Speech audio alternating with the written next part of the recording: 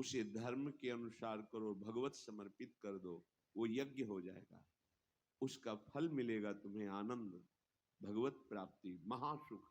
कर्म वही है, पर जब अहंकार से प्रेरित होकर अपने लिए करते हो सुसुख वांछा, तो उसमें अधर्म वृत्ति बढ़ जाती है। अधर्म वृत्ति निश्चित आपको भोगना पड़ेगा। यदि भगवान की शरण में हो जाओ, अबलो नशानी अबना नशई हो, वो कृपा करे तो सब क्षमा हो जाए। वो कह रहे हैं कि हम तो हम सर्वपापेभ्यो मोक्षयिष्यामि मा शुचा। नहीं तो आपका जो कर्म प्रकाशित नहीं हुआ है और आपने पाप कर्म किया वो गुप्त है, वो नष्ट नहीं हुआ, वो भयंकर रूप रख के तैयार है, अपने समय पे तुम्हें नष्ट कर देगा। एक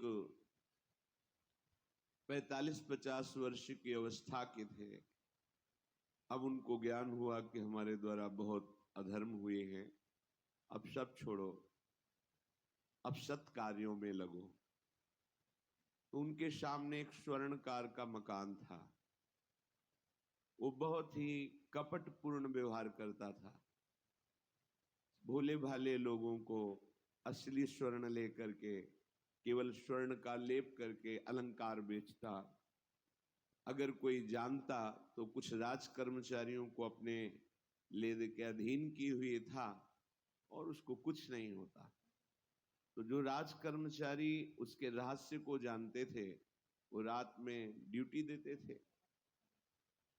उन लोगों ने सोचा कि इतना धन इसने इकट्ठा किया है, अगर हम इसको मार देते हैं और इसका स्वर्ण ले लेते हैं तो कोई रिपोर्ट करने वाला भी नहीं होगा और हम बहुत धनी हो जाएंगे। अधर्माचरण करने वाला कभी सुखी नहीं हो सकता। स्वर्णकार अधर्म आचरण कर रहा था, तो उसके अधर्म आचरण में सम्मिलित होने वाले राज कर्मचारियों ने उसे मार दिया, उसका स्वर्ण ले लिया, धन ले लिया और उसे बॉक्स में बंद करके वो निकल ही रहे थे कि वो जो धर्म पे चलना ठाना था, उन्होंने देख लिया, बाहर निकले, उनका ये क्या है। अब वो तो फंस गए, क्योंकि बॉक्स में उसकी लाश थी और सब बैग झोला में स्वर्णाभूषण धन था। उन्होंने तुरंत उसको कहा, आवाज मत दीजिएगा, देखो हम तुम्हें हिस्सा दे देंगे, ये जो धन हमारे पास है इसको हम 3 हिस्से में बांट लेंगे और इसको हम नष्ट कर देते हैं, कोई जानेगा नहीं, हम राज कर्मचारी हैं, किसी तरह का फसाव नहीं होगा। उन्होंने कहा, ये मैं अधर्म का कार्य नहीं कर सकता, मैं तो अब हल्ला मचाऊंगा, सबको बुलाऊंगा और बताऊंगा कि तुमने इसकी हत्या की है और इसका धन अपहरण कर रहे थे। अब राज कर्मचारी, उन्होंने सोचा हमारी ड्यूटी भी जाएगी, धन भी जाएगा, सजा भी मिलेगी।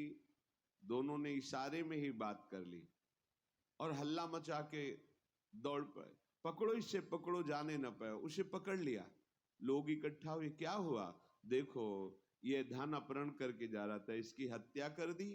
तो हम लोग गश्त लगा रहे थे तो हमें शंका हुई, आए तो देखा ये पकड़ा गया, जो धर्म से चल रहा था उसको पकड़ लिया। अब तो प्रमाण, राजकर्मचारी खुद गवाही देने के लिए तैयार, उसे बंद किया गया, मुकदमा हुआ। वो बार बार जज के सामने यही कहता था, जिसकी कसम खवाओ हम कसम खा लेते हैं, हमने बिल्कुल ये कार्य नहीं किया, ये लोग ये कार्य कर रहे थे, हमने इनको रोका तो इन्होंने मुझे साझेदारी के लिए, पर मैंने वो स्वीकार नहीं किया तो फिर इन्होंने ऐसा किया। पर उसकी कौन बात माने, राज कर्मचारी गवाही,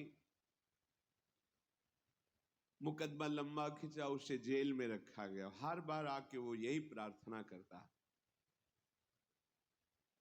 कई वर्ष तक चलता रहता मुकदमा, जेल का उसे बड़ा कष्ट भोगना पड़ता। वो विचार करता कि मैं अगर हिस्सा ले लेता तो बच जाता, लेकिन धर्म से चल रहा था तो देखो मुझे कष्ट भोगना पड़ा।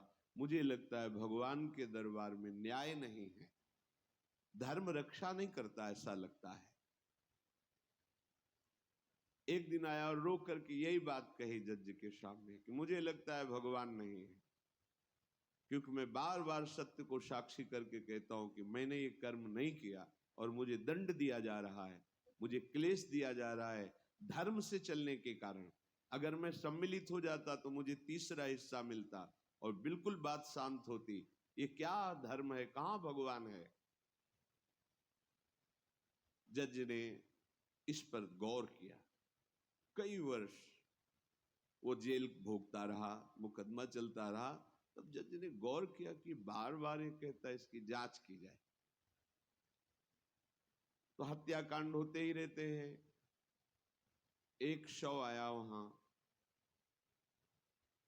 जज ने मंगवाया था, जो पोस्टमार्टम के लिए जाता मंगवाया, और कहा देखो इसका कोई नहीं है, अंतिम संस्कार के लिए अपने ही लोगों को जाना है। तो दो कर्मचारी जो थे सरकारी, जो स्वर्ण चोरी में सम्मिलित थे, उनको और उसको